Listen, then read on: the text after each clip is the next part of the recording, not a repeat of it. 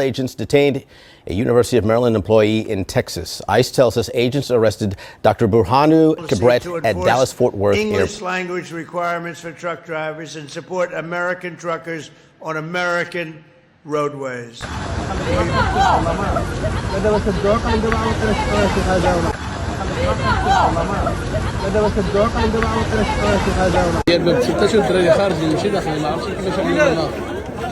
رجعوهم كل شيء راجع شوف كل شيء خارج كل شيء خارج دابا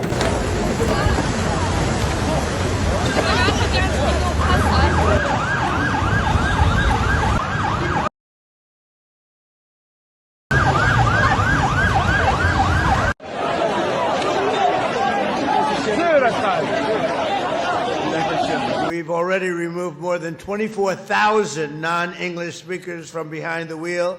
We've also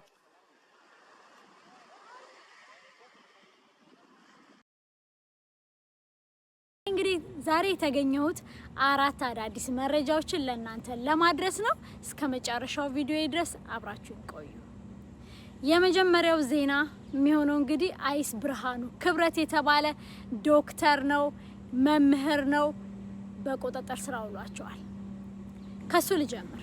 በቴክሳስ እንግዲህ የኢሚግሬሽን እና የጉምሩክ ስርዓት ወይም ደግሞ አይስ እንደገለጸው ዶክተር ብርሃኑ ክብረት በጁላይ 21 ቀን በዳላስ ፎርት ወርዝ አውሮፕላን ማረፊያ ላይ እንደያዛቸው ተገልጿል። ሌላም ደግሞ እዛ የሄዱበት ወይም ደግሞ ምክንያት ዩኒቨርሲቲው ምርጥ መምህር በማለት አዋርድ ሊሰጠው እዛ ፕሮግራም ላይ እንግዲህ እንደተገኘም ተገልጿል። እንግዲህ ከዛ ፕሮግራም ሲመለስ ነው የአይስ የያዙት ዶክተርን ማለት ነው።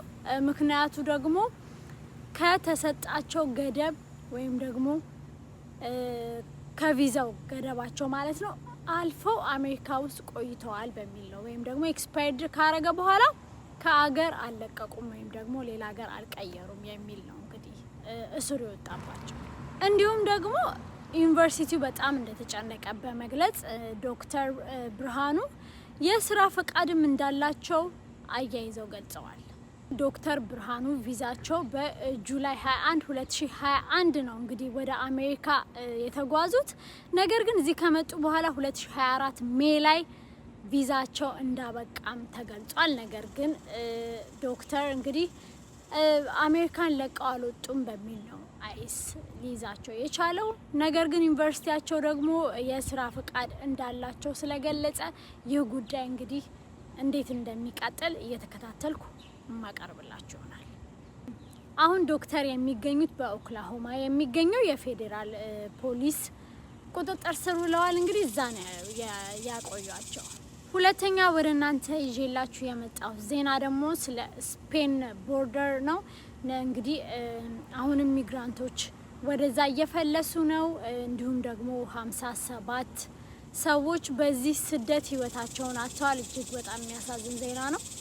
60,000 ሚግራንቶች እንግዲህ ኢሌጋል ማለት ነው አሁንም ወደዛ እየፈለሱ ነው ወደ ስፔን። ነገር ግን በዚህ ምክንያት የቦርደር ሚቲንግ አድርገዋል። ምን እንደሚወሰንላቸው እስካሁን ድረስ ምንም አይነት መረጃ አልተገለጸም። ነገር ግን የሟቾች ቁጥር እየጨመረ መጥቷል። እንዲሁም ደግሞ ወደ ስፔን እየተጓዙ ያሉት ቁጥርም እየጨመረ መጥቷልም ተብሏል። እንዲሁም ደግሞ ስፔን እንግዲህ ለሞሮኮ ምን ተናግራለች? ሞሮኮ ጥንቃቄ ማድረግ ነበረባቸው፣ ቦርደራቸውን መክፈት አልነበረባቸውም። ስለዚህ ከዚህ በኋላ እንግዲህ የሚመጣውን ኮንሲኩዌንስ መቀበል እንዳለባቸው ገልጸዋል። ይህ የአሜሪካን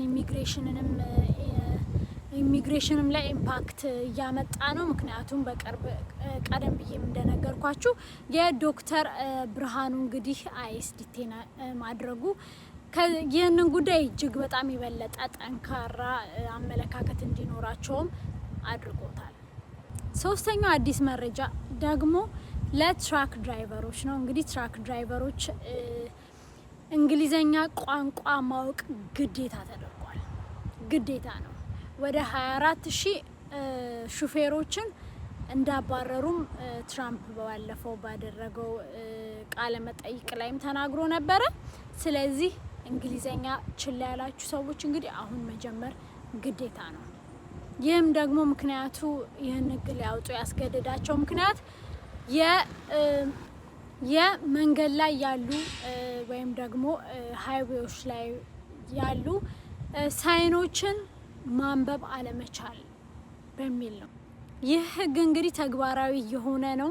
እንግሊዘኛ ቋንቋ እጅግ በጣም አሁን ሰዓት ላይ በተለይ ደግሞ ለትራክ ሹፌሮች ሜጀር እየተደረገ ነው። ምክንያቱም የመንገድ ላይ ሳይኖችን ቅጽበተኛና ድንገተኛ ምልክቶችን እያዩ ስላልሆነ እጅግ በጣም ብዙ አደጋ እየደረሰ ነው ተብሏል።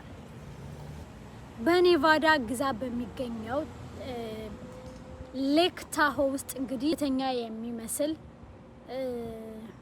የመስጠም አደጋ ህይወቱ አልፏል። ሰኞ ምሽት ጁላይ 27 2026 ያዴሳ እምሩ የተባለ የ32 ዓመት ወጣት የሶፍትዌር ኢንጂነር ህይወቱ ማለፉን ሰምተናል። ከወደ ቴክሳስ ኦስትን